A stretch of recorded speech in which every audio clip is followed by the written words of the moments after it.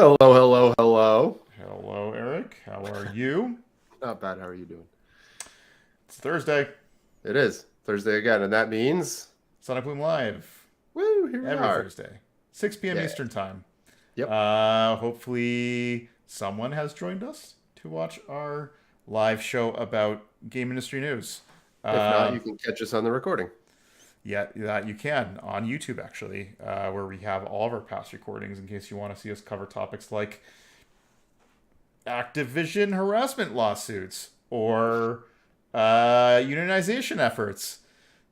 Sometimes react videos to Yeah, announcements and sometimes that kind like of thing. when there's like some sort of a big press event that Sony, Microsoft, and Nintendo throws, we'll follow along. But otherwise, you get our perspective on important game industry topics. At least that we think they're important because they typically have some sort of wider implication on the industry as a whole. And if you care about the game industry, that news should be important to you because it usually means changes for how we might be enjoying games in the future. Oh yeah. Um, Yes, indeed. So let's get this started. I'm just checking our streaming to make sure we're good. We are. It looks like. Yeah. Yep. So Yep. introduction, Eric. Do you want to do it? Yeah. We are Sonic Bloom TV. I am Eric. This over here is Justin. That I am. Yeah. We are co-founders of a company called Sonic Bloom in the game industry.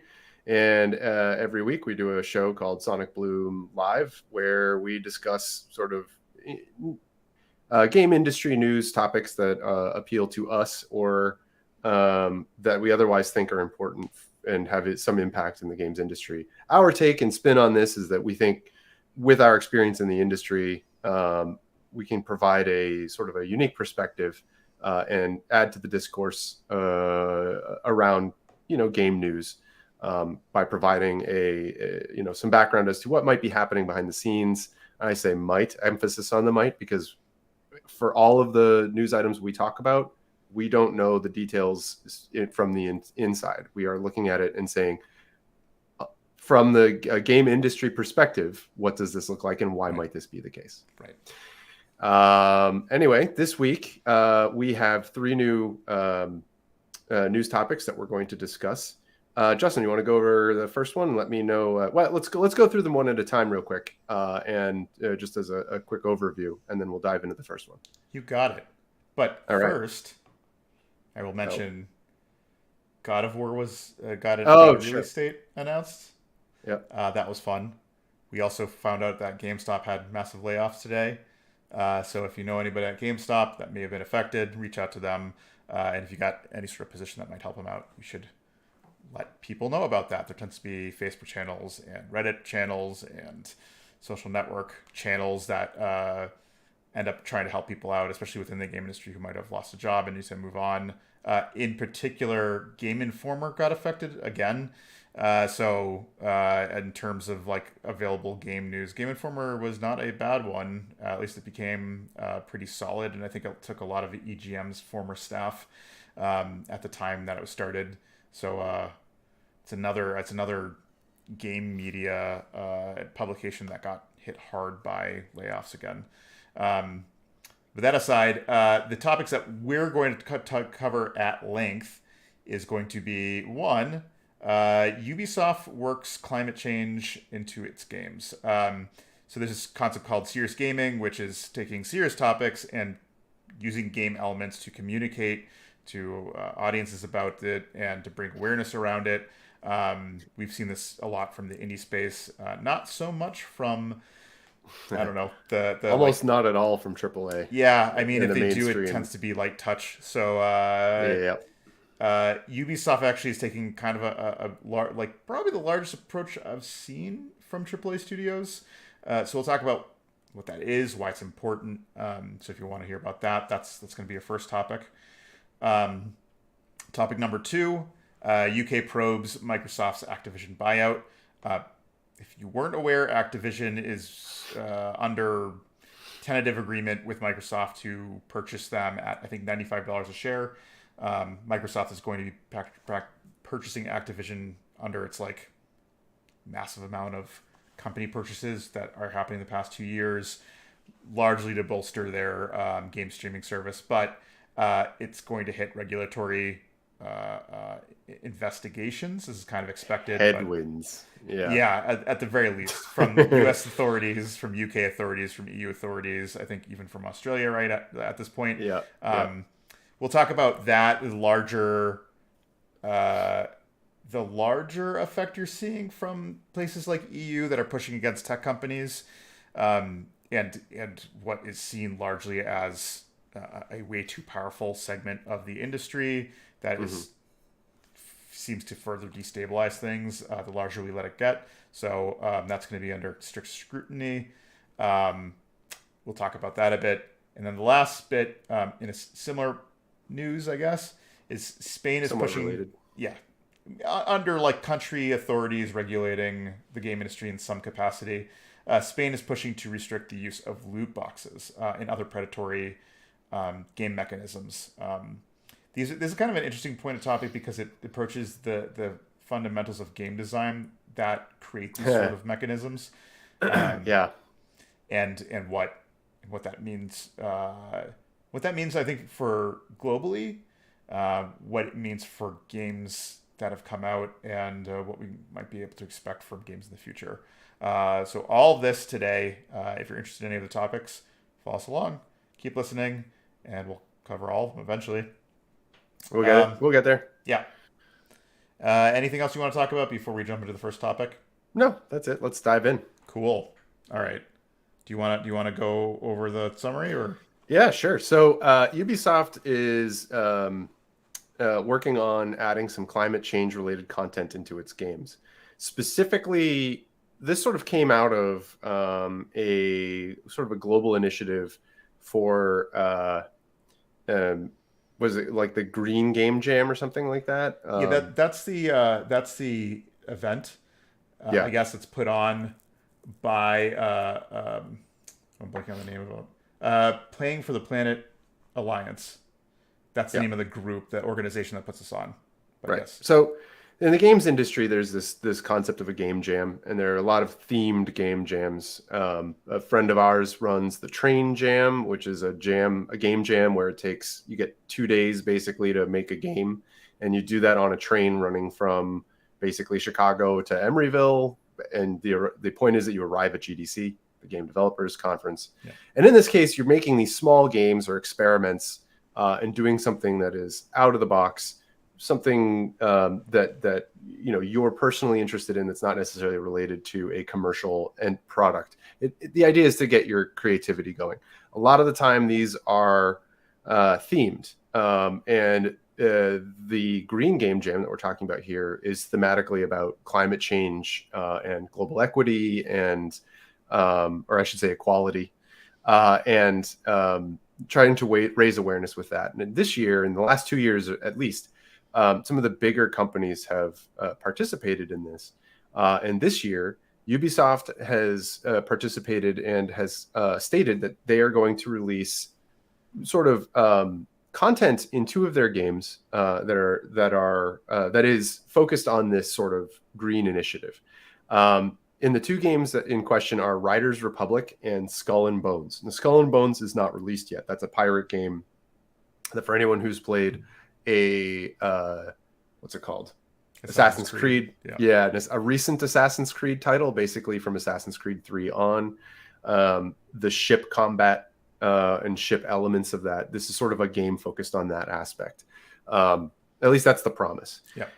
And in these two games, there's two sort of approaches to this concept of how do we communicate something about global climate change that will resonate with players. Justin, can you talk a little bit about what those two initiatives are in these games? Yeah. And my guess too about these two games they've chosen is it's easy enough to do it, and both of them have an aspect of persistent online nature. So both games will have like community events and aspects of the game that can be pushed from servers to create new interesting things to do in the game. And so this makes it like ripe for this sort of thing. They're adding content that works for these. Riders Republic takes place in like the Utah national parks area, I guess is the best thing to say. It's an extreme sports type game where you can do hang gliding, mountain biking, etc. But they are focusing on something that's very real to Utah, and that's the growing threat of wildfires. It's part of the American West. It is highly exposed to very dry conditions as we lose ice caps on mountains that allow for moisture to be let out throughout the year. So now there's like these extreme dry periods that raise significant concerns for wildfires. So what they're doing here is that there are going to be random events where parts of the open world that Riders Republic takes place in gets blocked off due to wildfire activity. Also, the game will like graphically change where the sky turns like the orangey red that you get when there are there are wildfires happening. Smoke fills the air.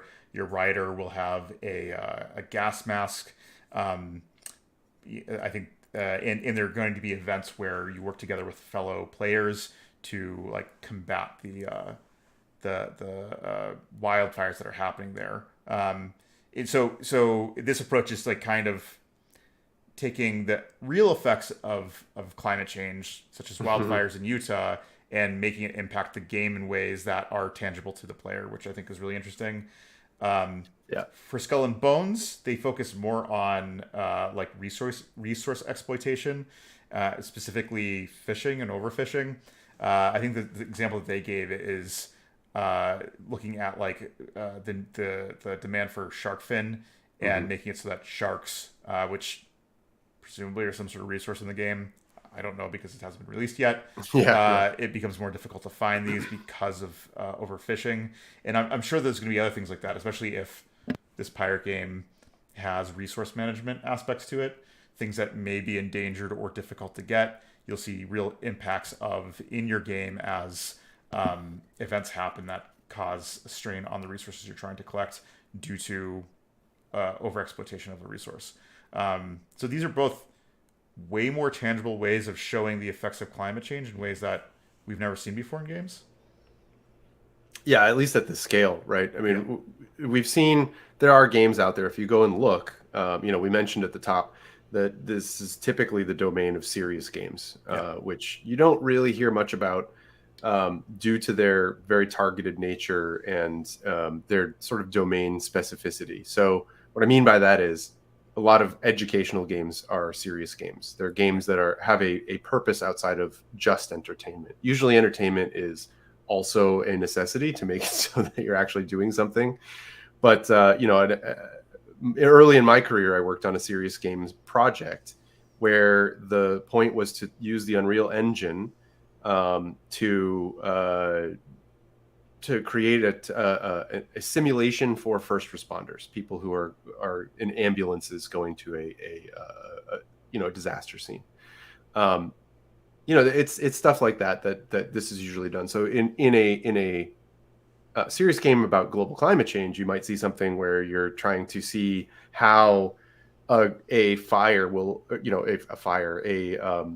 forest fire that wipes out a huge swath of land and causes smoke and air quality issues will affect an entire region and have, implications across multiple systems. And you'll have like bells and whistles you can play with there. But that's not the type of game that we normally think of when we're talking about video games. That's the AAA entertainment space. And it's nice to see, opinion here, nice to see that a major publisher, one of the biggest in the world, Ubisoft, is stepping in and giving their developers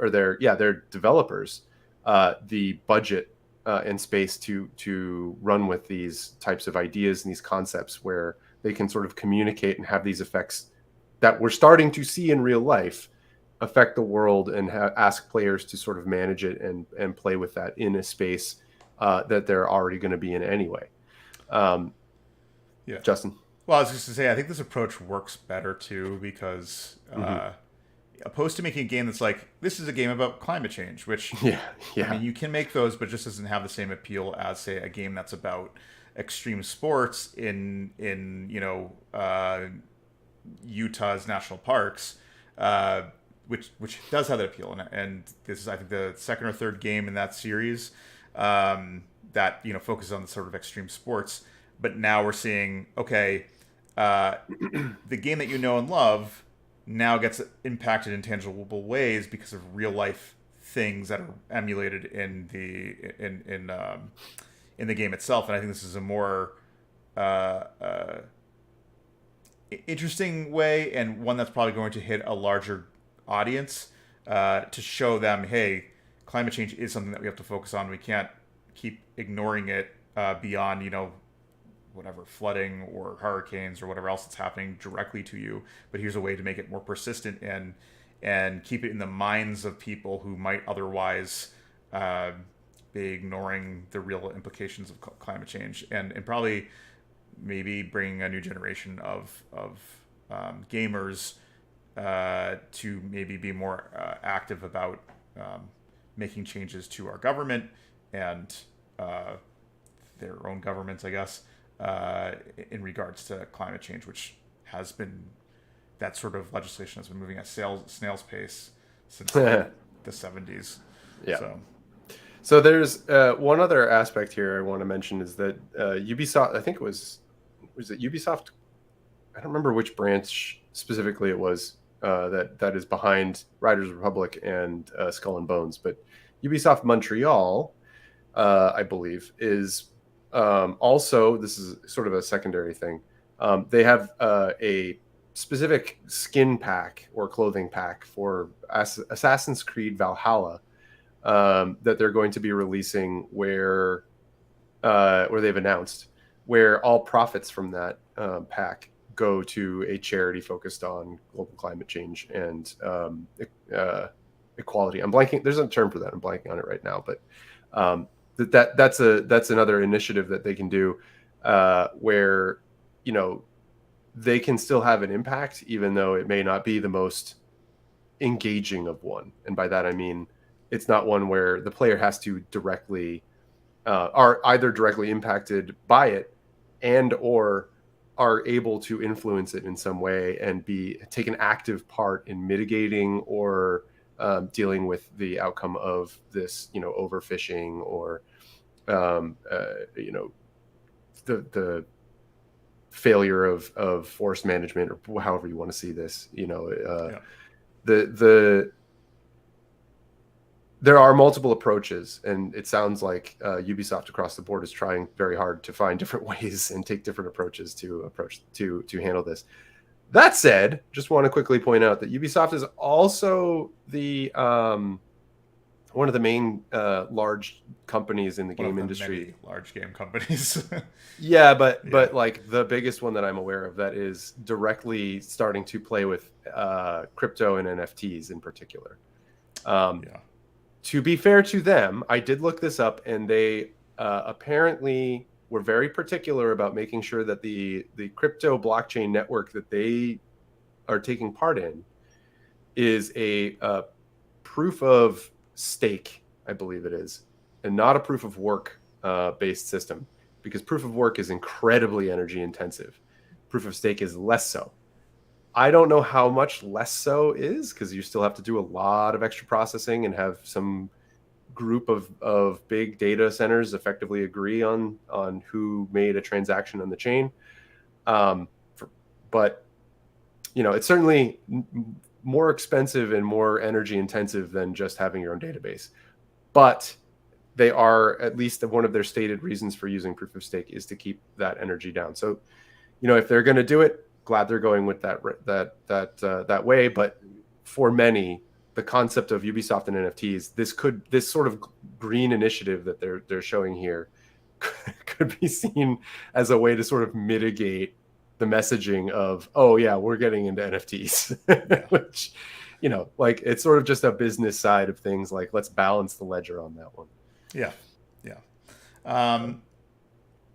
Do you see this sort of evolving, like, in not only just within Ubisoft, but across other companies? Yeah, I think it will absolutely become dramatically more prevalent going forward. And I don't say that necessarily because, like, I expect these two examples to become huge successes. I think instead what we're seeing is this whole uh, um, conversation of global climate change and the issues, especially as we see more and more extreme weather patterns arrive just on a more consistent, more accelerated basis. It's going to be just part of the natural zeitgeist. And art imitates life, right? So as that conversation takes up speed, and we're going to have probably starting more with indies and then working its way into the bigger storylines in the AAA titles, you know content that starts to address this and take different approaches to looking at how to handle it. Yeah. Yeah. How about you? Do you think? Well, I mean, like, What I do you don't think? think any company, any large AAA company, Mm-hmm. would do this willingly, because it wades into an area, especially in the U.S., which I can speak from being a U.S. citizen, but Mm-hmm. wading into politics. It shouldn't be Yes. politics, but it is. No. Uh, and as a result of this, a lot of companies like try to take a step back. We saw this with Sony concerning the Roe v. Wade ruling, and basically their CEO saying, "Hey, we don't want to um, Alienate alienate anyone in our potential company customers. and customers Yeah. especially by taking a stance on this." It hasn't stopped the development studios from doing that. Like Sony Santa Monica took a very hard stance, and I think what is going to happen is these studios are filled with very smart people, very well educated people, and that tends to go with people who are going to be more outspoken about what they believe. And what we're going to see is, like, you won't be able to keep those people quiet, and there will be more pushes internally for their companies to take a harder stance. Their companies, as it stands, tend to already put money behind politicians that are likely to do favorable things for their company. So it's not that Sony or any of these companies are apolitical. They certainly are political because they fund politicians. Those politicians are also pushing things like legislation or electing Supreme Court justices or whatever else. And I don't think they can really stand on the sidelines for too long as these issues become more and more pressing. So I Yeah. think, as much as we'd like to think games are apolitical and people on either side of the political spectrum can be like, no, this is my happy place, that I don't see this sort of engagement. Uh, Hollywood and your consumed media certainly doesn't stay out of it. I don't expect video games to be able to do the same thing No. either. No. So, Agreed. And I think when we talk about some of the larger companies backing politicians and that kind of thing, the reason that they do that is, of course, monetary.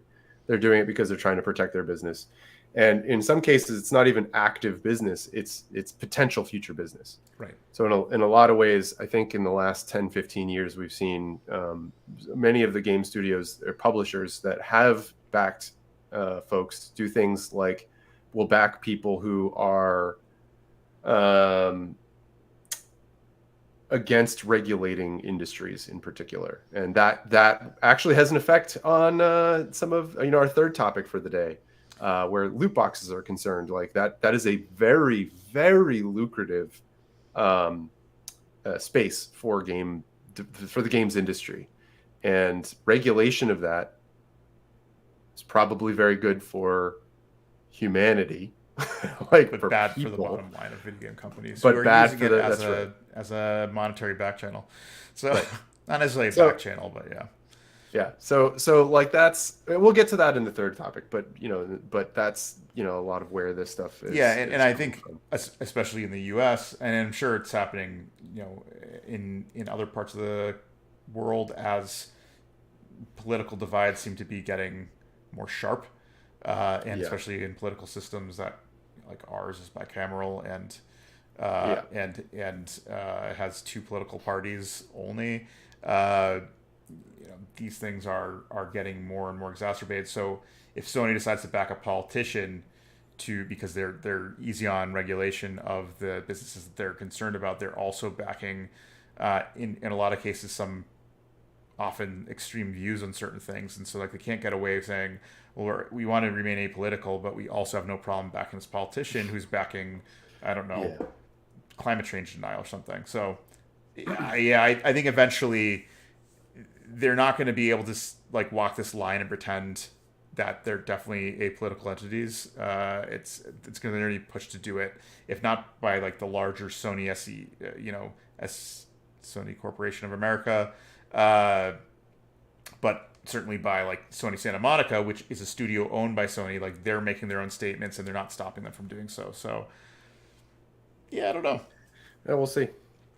All right. Well, do you want to move on to the next topic? Let's do it. So the UK is probing Microsoft's Activision buyout. Basically, the United Kingdom's CMA, or Competitions and Markets Authority, has announced that it's investigating Microsoft's bid to buy Activision.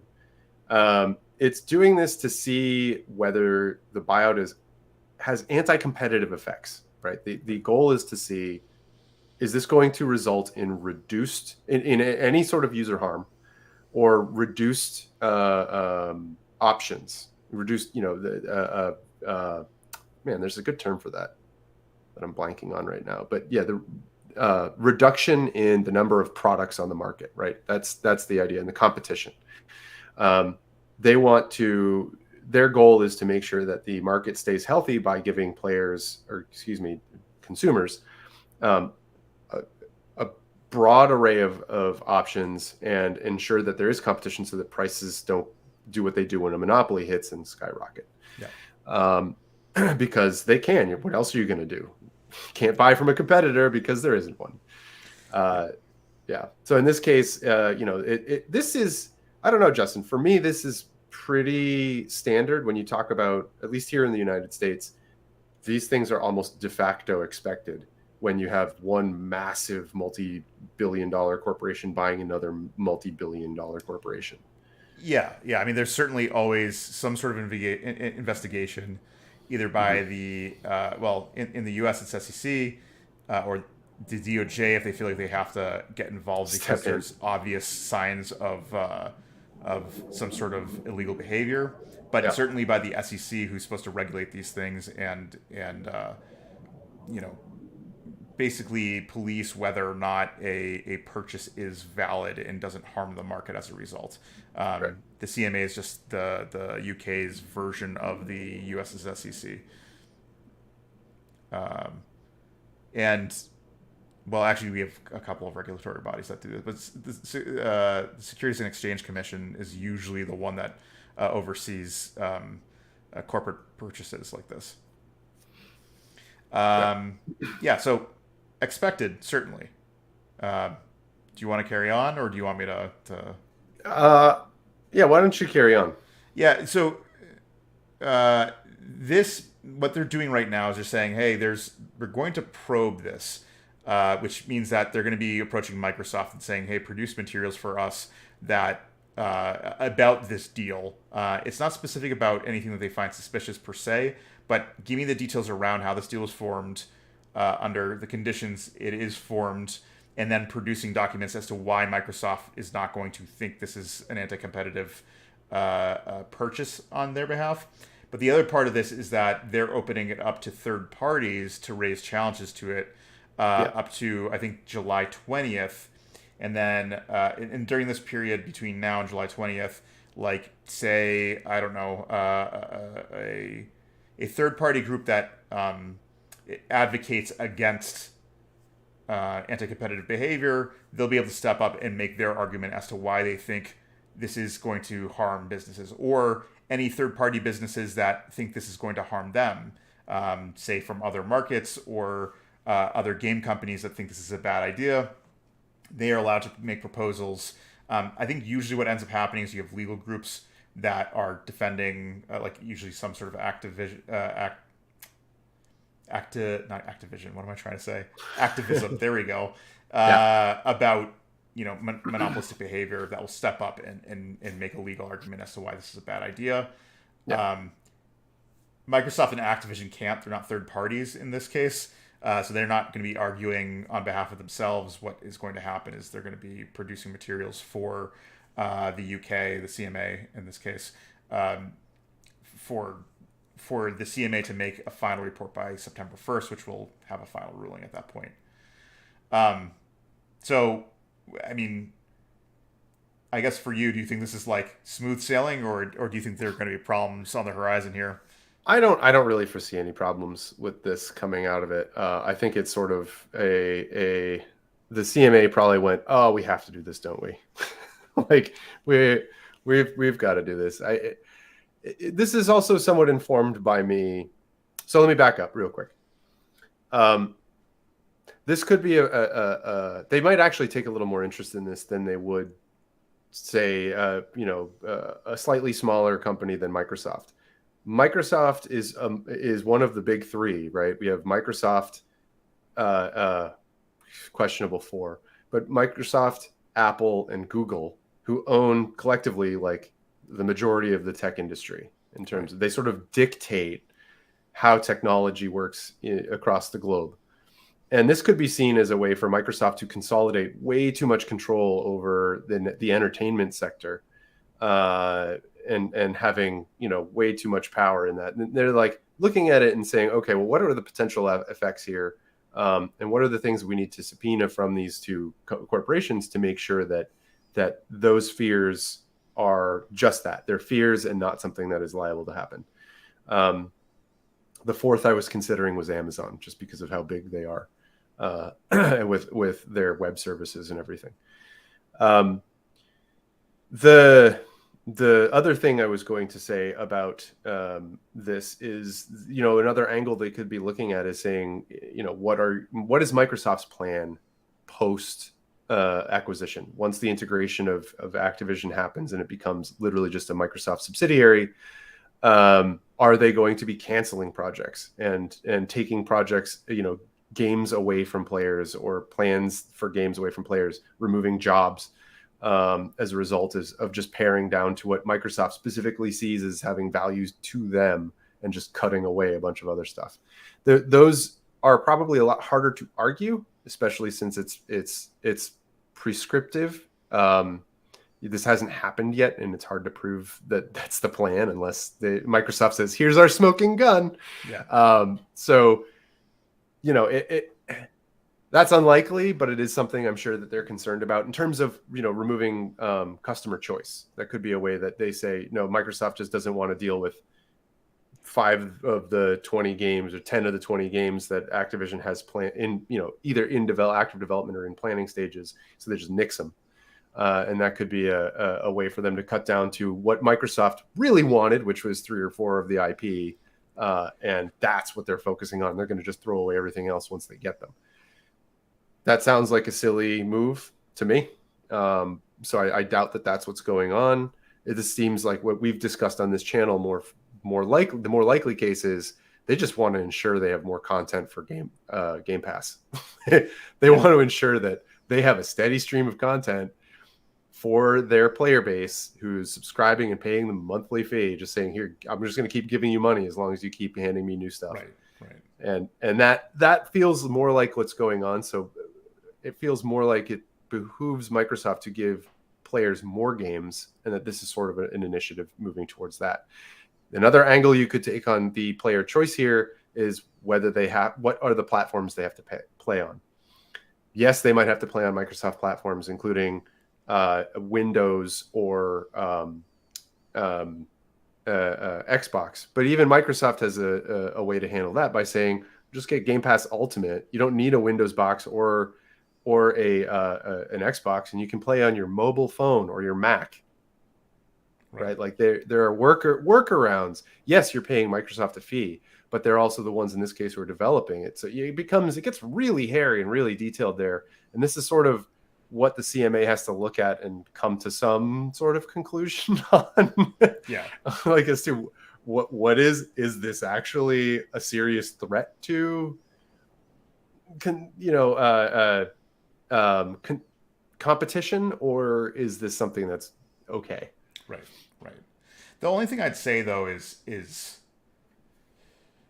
the UK and the EU in general is now taking a much firmer stance on behaviors from large tech companies, specifically large American tech companies who have shown that their dominance in the market has been destructive at a minimum, Yeah. and has been harmful to the economy. Like the rise of large tech companies has seen very much unstable markets across the U.S. or across the The world. world. We've probably Yeah. seen more financial crashes in like a 20-year period than in the past. We've seen like, you know, well, more so than we've seen in the past, and not just small changes, like pretty seismic shifts in the market. Uh, I'm not sure if it's the UK or the EU, but they've just pushed, like a multi-billion-dollar penalty to Amazon recently for their behavior, I think, and the way they handle products. Basically, they create products Oh, that they see as yeah. competitive in their market space, and then come in with their own version of that product and harm people who are selling the same products. So they were just smacked with like I think like a $3 billion fine for that. Yeah, Uh, these are for those who don't know, these are the Amazon Basics yeah, products. product line that they sell, where their approach is literally look at what's selling really well in a market. Like they have all of that data Yeah, because they are the platform through which things sell. So they look at the data and they say, well, this is doing really well. Let's go contract someone to make the basic version of this that gets 90% of the customer needs, and then sell it for 10% less, right, right. and then And eat not only their that, lunch. promote their own product on their own site. Yep, yep. Right. Always push to the top. Tons of reviews. In many cases, they're actually good products, but they're generated and marketed in a very anti-competitive way. Yeah, they Um, squash their own marketplace. So like it's yeah, almost like double. Well, we're going into the depths of it, but yeah, yeah, what I think this shows is that there's an appetite from both the UK and the EU to be a bit more strict and not let the sort of mergers and buyouts that existed before to continue on because it has been unhealthy for the free market. So we'll see if they actually do anything. Given their timelines, it doesn't seem like this is what they're going after. But if yeah. there's a good enough argument made in the next couple days or a couple weeks, I guess they may see something. I think the other thing I'd bring up too is that the DOJ and SEC are investigating Activision for what they think are illegal behaviors and the way they handled the Microsoft offer uh, on the heels of their pretty big pretty big Scandals, news that concerns um, the harassment lawsuits. lawsuits. Yeah, Yeah, and if that lawsuit goes forward and Microsoft backs out, I think the big issue here is that Microsoft said they'd buy the company at $95 a share.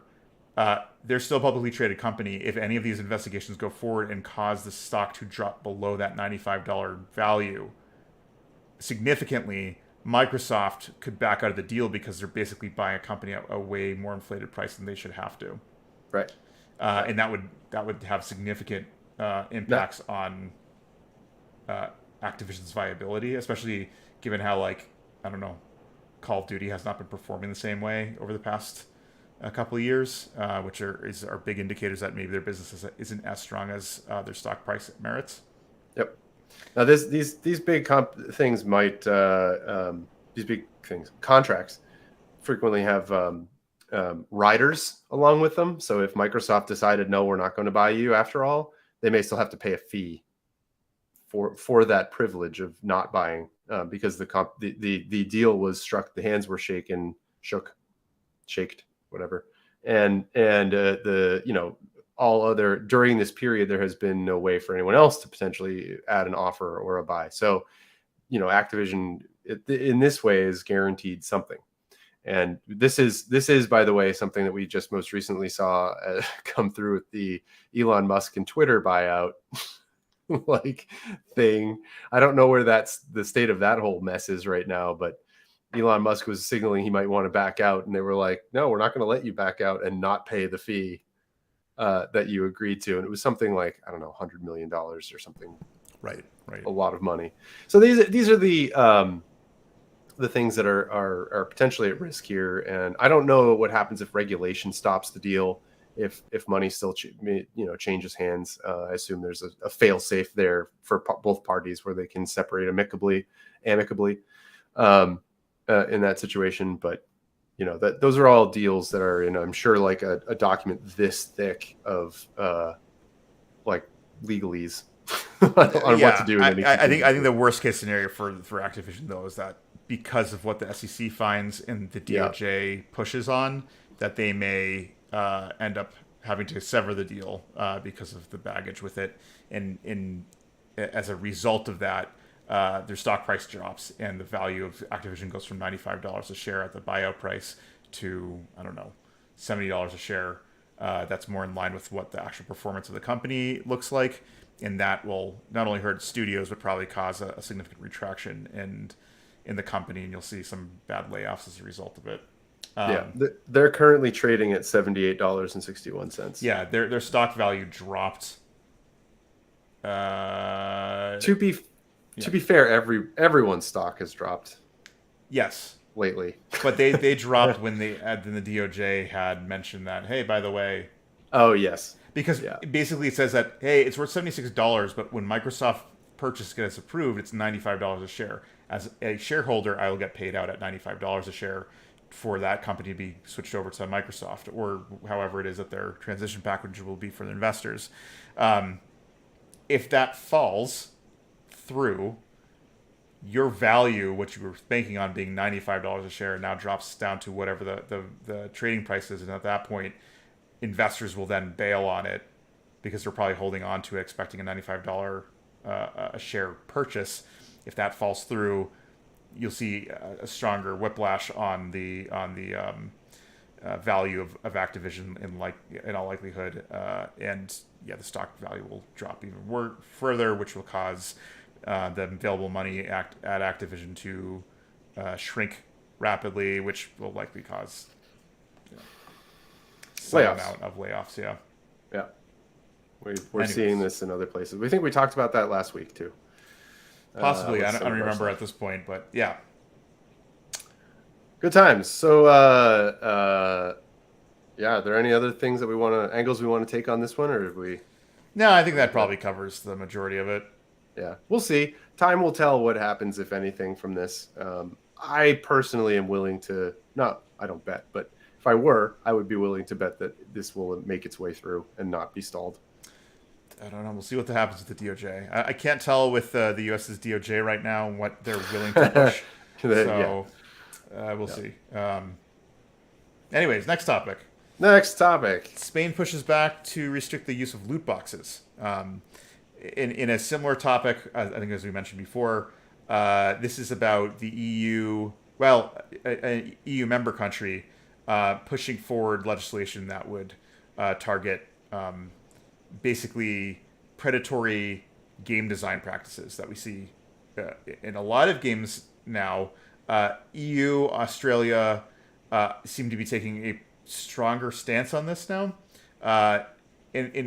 For a lot of reasons, that it seems to go after college age and younger students who don't necessarily have the means to be paying this sort of money, but are paying this sort of money for things like loot boxes and NFTs and pay to play games that have some that implement some pretty gambling like mechanisms that I think are angering a lot of legislative bodies. In this case, Spain's consumer minister Alberto Garzón he proposed legislation. This would not apply to the broader EU, but it would apply to Spain and what can be sold in Spain or released in Spain. But they join both the Netherlands and Belgium in restricting the sort of loot box and predatory game design mechanisms. Can you give an example of a loot box or one of these mechanisms? Yeah, I mean, loot boxes are basically blind bags that have a type of payout. A fair loot box would be something that goes like you have a total random outcome to whatever it is you get. But I think the way that they're implemented in a lot of cases is that they're not exactly designed that way, and they're meant to work more like a slot machine where it's like there are odds that are set, and these odds can be tweaked and changed based off of payouts. But real money gets exchanged for purchasing a loot box that usually enhances your game or enhances your character or any number of things, gives you in-game credits that can be used for doing things. So yeah, you give real money, you get these virtual slot machines that give some sort of payout, and then you take that and Yeah. it gets applied to your game in some way for usually non-real currency exchange. Right. So the idea is that so some countries already have rules in the books right now The where U.S. included. yeah, well, yeah, right, where you have to advertise the percentages Yes. of your win. So there's always randomization in a loot box. The question is, so why would I buy a loot box? Well, I'm playing a game and there's this epic item that will make my character super powerful and make me more competent within the gameplay. And the best way I might be able to get it in the game in the course of play, but it's super, super rare. It's like you'd have to play for weeks before you'd have any real hope of seeing one appear. Or you can pay $20 and roll the dice and see. You're at least in this, like, guaranteed a certain rarity of item, like it's a super rare item, great, but not a legendary. That only has a 2 to 5%, depending on the loot box, whatever, chance of actually appearing, right? So you're pulling the slot machine lever. The things are dingling, dingling, dingling. You hit open the loot box, and then you figure out whether you got it or not. And that they make it really, really easy to spend money in this way, right? Like, oh, I didn't get what I wanted. Buy again. Boop. That's another $20 right down there. And these are. Oh, Go ahead, sorry, Justin. Okay, I was going to say that these are what makes these really predatory is that they hook into physical mechanisms in the human brain that are linked to positive sort of joy receptors, or the feeling of joy and fun and entertainment come out of this. That's why gambling works the way that it does. You get a dopamine release every time that you try to, like, play a card or pull the slots, and that's why everything is colorful and bright and try to spin. And you have in games where these things are a piece of the gameplay.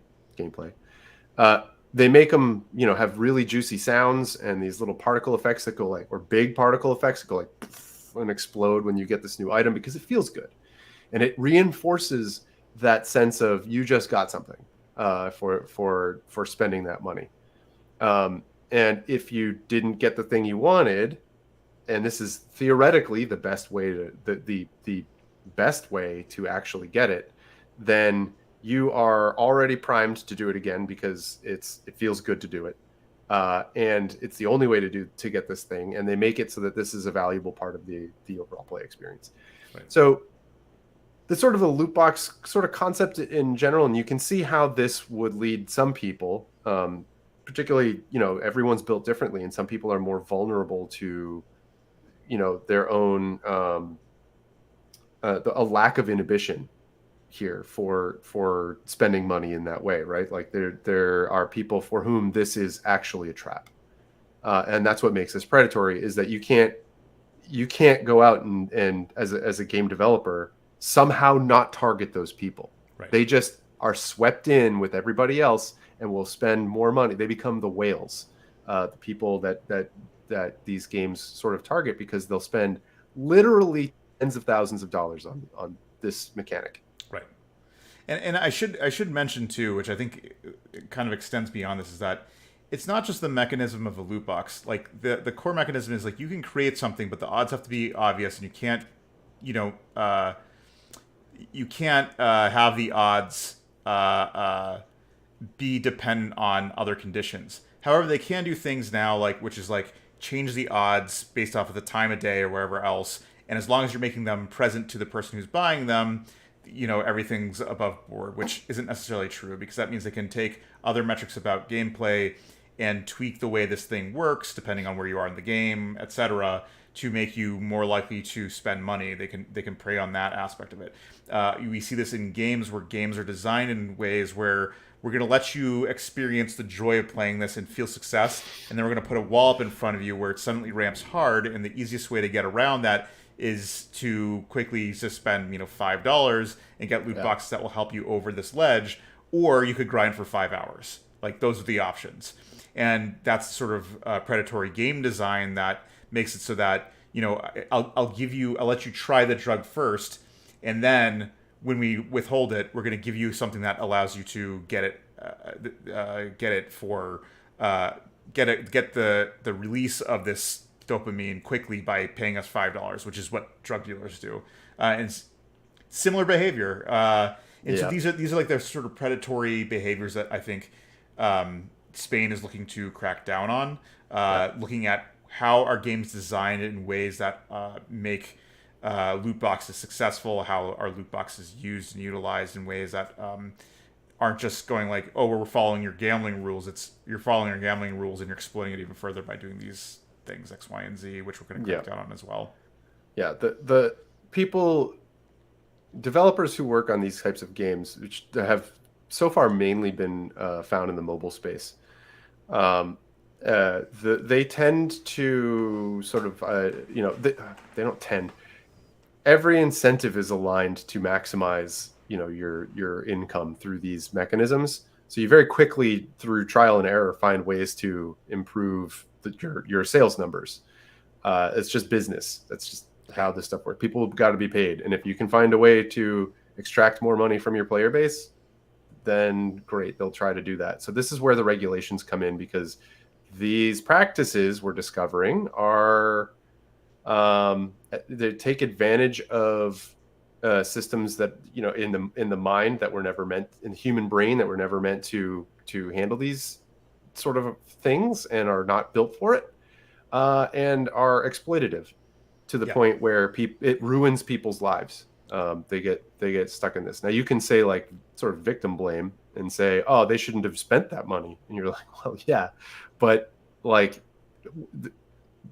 the game funneled them into that space, and like Justin said, it sort of gave them a hit, got them addicted, and then got them to the point where they couldn't not part with their money. This is, there's a fine line that even the big gambling establishments, casinos and whatnot, have had to walk, and there are regulations around how those work, and what they can and can't do inside of a casino. And that's the type of thing we're talking about here, with different countries saying, oh, this is a whole new breed of this. Like, Yeah, basically. uh-oh. Yeah, and it's I think what we're beginning to see is that, well, to back it up, part of it is that you're generating more money without creating more value. Like, Yeah. it's not like I've created a better version of the game and I want you to spend, whatever, $10 for this expansion that gives you 10 more hours of gameplay. That's above board. It's going, okay, you created more content that the player has a value in and they're willing to spend $10 for it. It's going, no, we gave you a game and then we stopped the game because we gave you an artificial difficulty ramp that can only be eased quickly by spending $5 more. By using some sort of loot box that will give you some sort of payout that will help you gain levels quicker, or give you special armor, weapons, or equipment that will allow you to advance faster.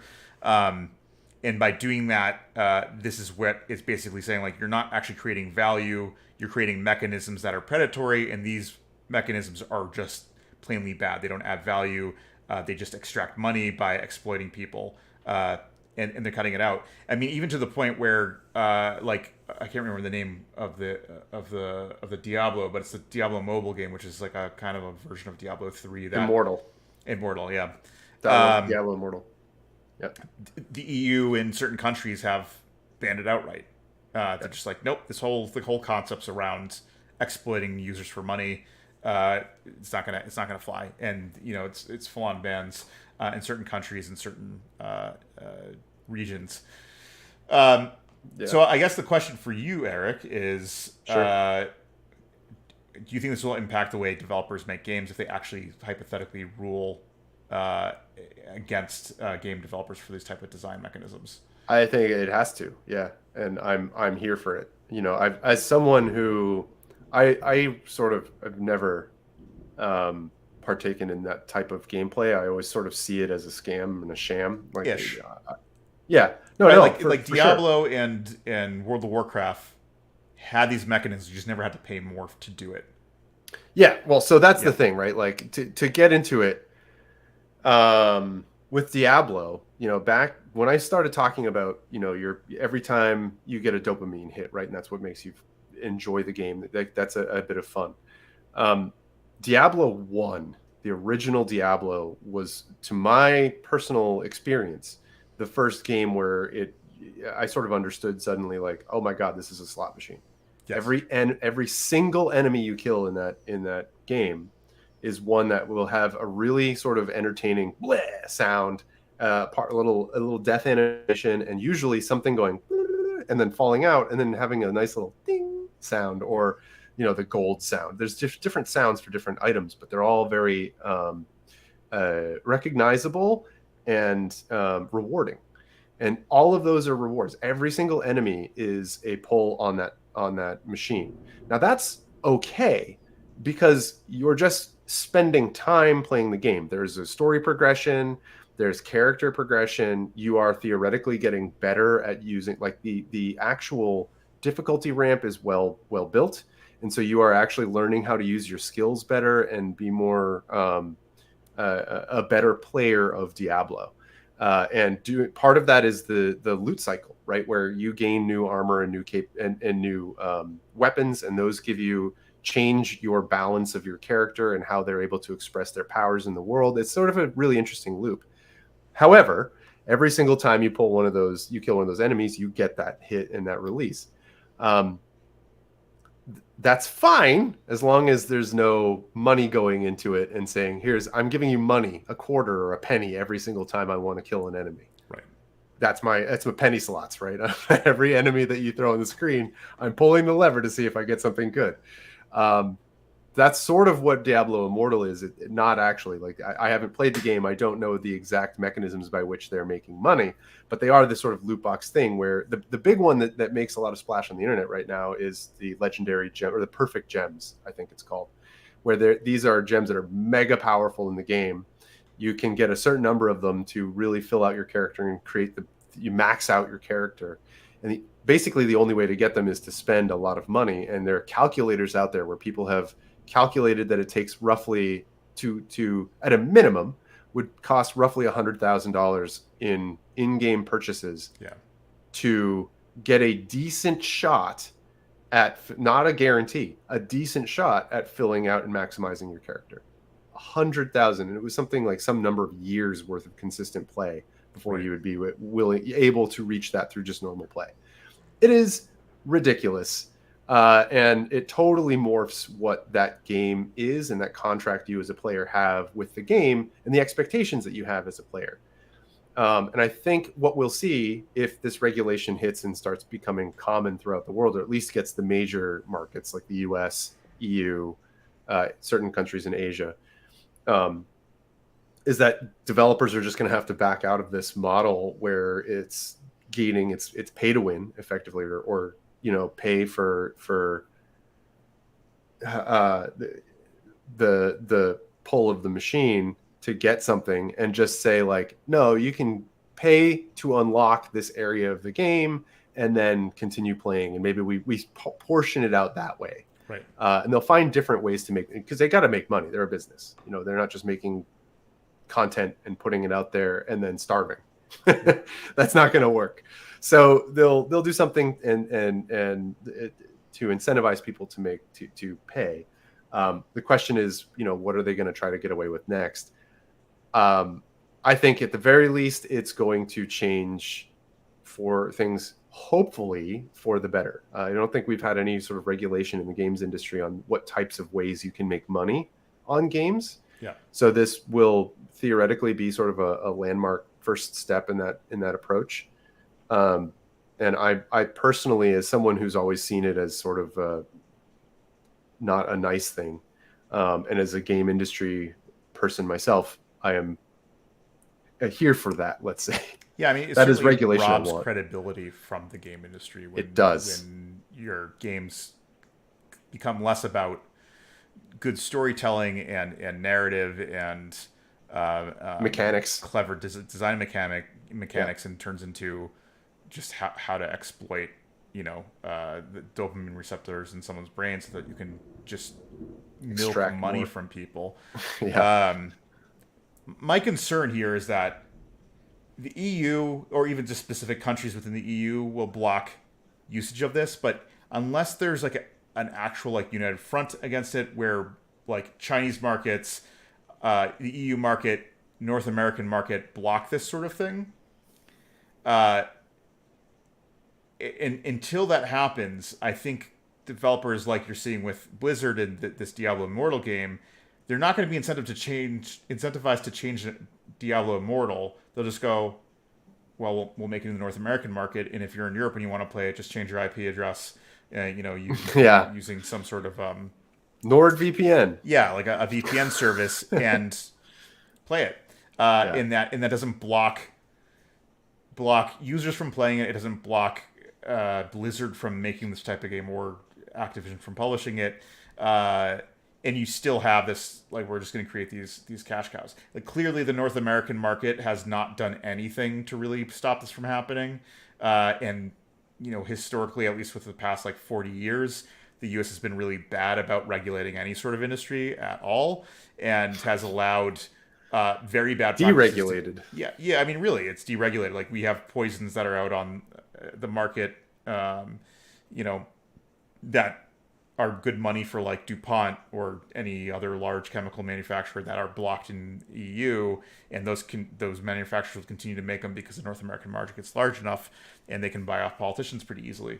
So we have the situation where if this isn't more united, I don't think it's going to stop Activision from publishing a game like this, or companies from not making loot box like games. It just narrows the market that they're going to make it available to, and people who really want to play it will play it via VPN connection. Yeah.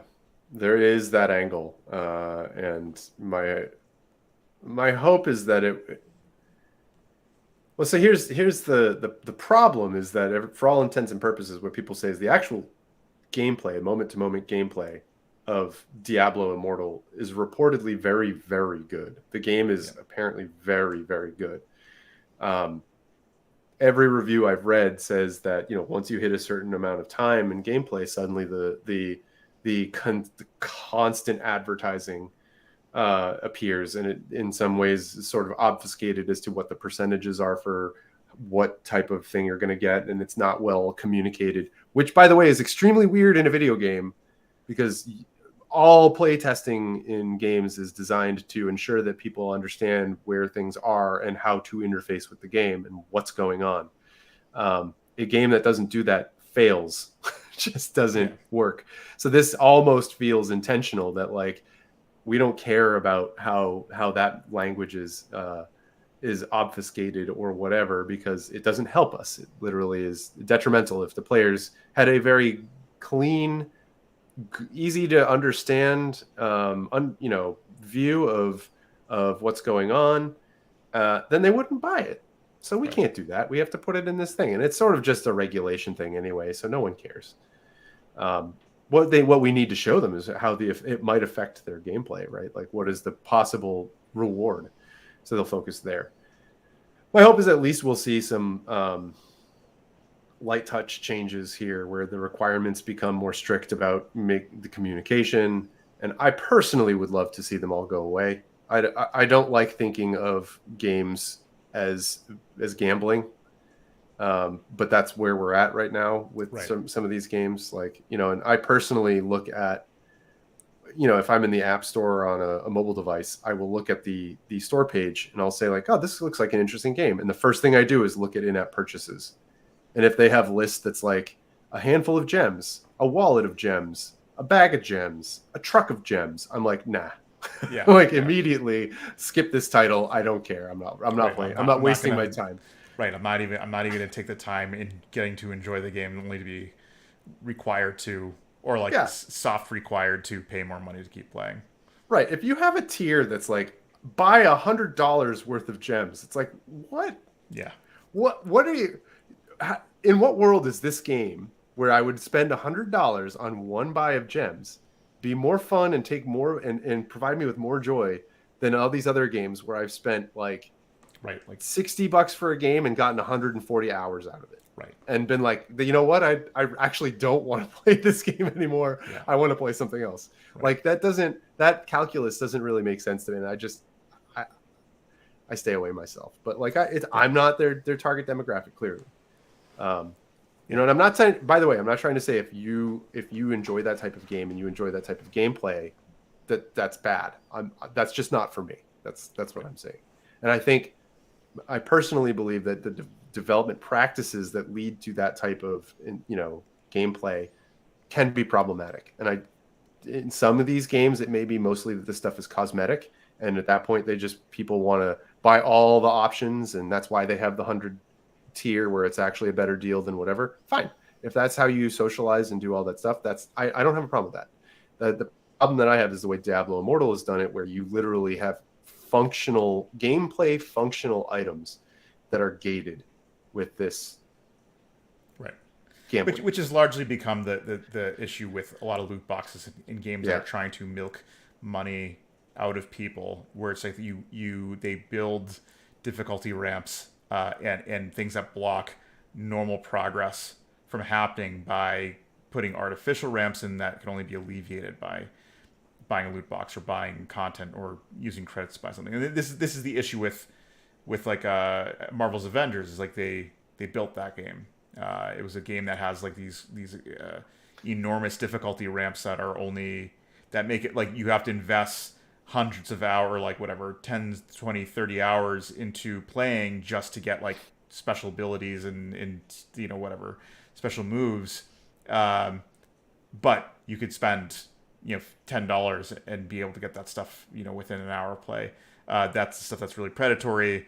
In the case of Marvel's Avengers, they compromised on gameplay to make a game that had these functions in there. But in Diablo, I think they're borrowing, you know, decades of Blizzard's expertise at creating these things and what they've learned from World of Warcraft, and are now taking that data and using it against, not using it against players, but using it on players to create very sticky games that are highly incentivized to do in-app purchases to get the most out of it, and that's why it's getting blocked in certain countries. It's certainly predatory is the right word, because they're leaning on this. The industry term is whale, which that's sort of like when the language itself is sort of pejorative. That's users, and that's like the same terminology that's used with drug dealers. Granted, that's not exactly the reason why, but it sure doesn't help their argument when you're going, no, we have like 50 users. You're like, that sounds like you've got people addicted to a drug. Yeah. You mean players? Yeah. Or no, we're using the term. Oh, okay. Yeah. Yeah, it's rough. Do you think there's a situation or like a world where the game industry would take it upon itself? Like, one of the things that comes up is people are saying like the games industry has historically been self-regulated. We have the ESRB, right, with a rating system, and that came up in the 90s when violence was a concern and all this under legitimate legal threat from of course. Yeah. But we're now starting to see the industry come under legal threat for these practices. What do you think there's a world where this will happen? But yes, there's a world in which it happens for certain. That world in which it happens means that people are actually serious about regulating it, and there's enough legal threat that says, hey, we're going to pass legislation that makes you have to do this if you don't take it on yourself to do something about it. You know, you saw that with like the comic book industry. Their comic book authority code came out because basically kids were buying comic books, and the comic books, there's nothing that was said like you couldn't put nudity or violence in the comic books. So the comic book companies were like, look, we'll take it upon ourselves, and if you see this code, that means that we're not going to be putting content in our comic books that would be damaging to children. Right. Yeah. And that was under credible legal threat that says, if you don't do something about this, we're going to stop how you distribute this. And that's a big threat to a growing industry that at the time was, the lucrative print industry. Um, Same thing with comic books, or like, same thing with video games. Like, only did they create the ESRB when basically people were abusing things and saying like, let's see how violent we can make games, while it was largely appealing to children. And senators were like, well, we're up in arms, like this is horrible, and we need to do something about it before we end up creating murderers or something. And they took it upon themselves. At this point, we don't really have much regulation at all, not just within the video game industry, but across all industries. And the biggest issue here is the North American market, specifically the United States, largely triggering trends in other regions, and we've abdicated that responsibility for decades now, To the and EU. to the EU. But like, what does the EU matter when 30% of your buyers are from North America alone, Yeah, or that's true. like from United States alone, not including like Canada and Mexico and other parts of South America and whatnot. I think that's the real issue. If we have not if we choose not to regulate, and you allow the smaller regulators to do the job, then all you will see is the regulators just dodging around that and not actually stopping the behavior. If you actually take the large company, like the large countries that should be regulating, China, India, Brazil, North American market, European market, all taking a stance and saying like, look, we actually have to legitimately regulate this, and there's a real credible threat to do it, then maybe the game industry will self-regulate into becoming a better, uh, a better, Sort of world citizen. yeah, exactly, Like better to fellow humans. right, and not using us as cash cows. And Right. until that happens, I don't know. The EU as a whole is going to have to take specific action, and I think that maybe takes 15-20% of the available market away from a game. And if that happens, maybe they'll take it more seriously. But again, the big issue here is the U.S. consistently tends to be the largest consumer, for most for most global countries that or global companies that are selling to different countries. And if we choose not to do anything, they can still keep 30% of their market unregulated. Yeah. Well, who knows? We'll see. We'll see Yeah. how Well, we'll see what comes of this with we're still early days on Diablo Immortal, and the reason that I bring that up is because we've seen news articles come out in the last couple weeks where, like, I heard, I haven't seen the article about this, but I heard that Diablo Immortal made back its entire budget in like a day, its entire development budget in a day.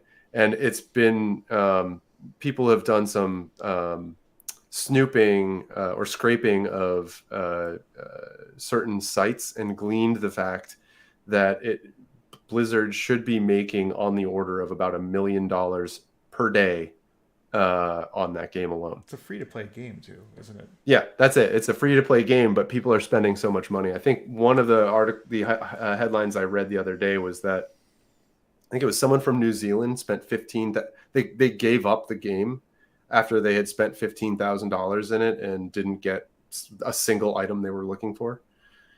They like deleted the app and uninstalled the app and tweeted, anger tweeted about it. Yeah. Like, I mean, like legitimately $15,000. Probably New Zealand bucks, but I don't know what the exchange rate is, but it's still a lot of money. But yeah, it's probably like 10,000 US or something. so it's something. Yeah. And there are multiples of these stories, not just one. These stories are all over the place. So like, once enough of these stories come out, either we'll see something from Blizzard where they'll come up and say like, hey, we're adjusting our percentages, or changing the way this works, which would be theoretically for the better, hopefully. Yeah. Or countries will come in and just start regulating the crap out of it and saying like, what are you doing? So, yeah. We can't have this.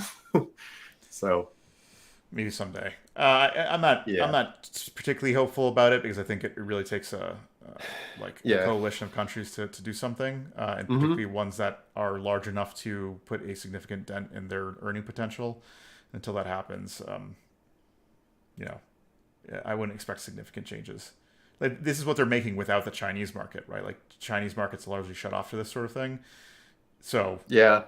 I think it's hard to say what's going on with the Chinese market right now because last I knew, the last major headline I recall was something about how what was it? It was like Chinese gamers were only going to be allowed to play 3 hours of games a week, yep, like which that's how highly regulated it is. right, So I which mean, and again, you can skirt around it to some degree with a VPN, but um, yeah. yeah. I'm just like I don't yeah. I Anyways, wouldn't. Yeah. All right. Anyway, yeah. we don't know about China much about China. A lot of this is stuff like old stuff. Who knows what their current rules and statutes are? But yeah, All still right. making a ton of money. Well, thanks everybody for checking this out. I hope you enjoy our content. If you do enjoy what we're doing, like and subscribe to what our YouTube channel. It really helps us out and really helps us understand if people are actually enjoying this content. So yeah, please follow along in that capacity if you can. You can check out all of our old videos on YouTube, and we're on every 6 p.m. On every Thursday, 6 p.m. Eastern time, where you can catch our latest episodes. So thanks everybody. See you later. See you next time.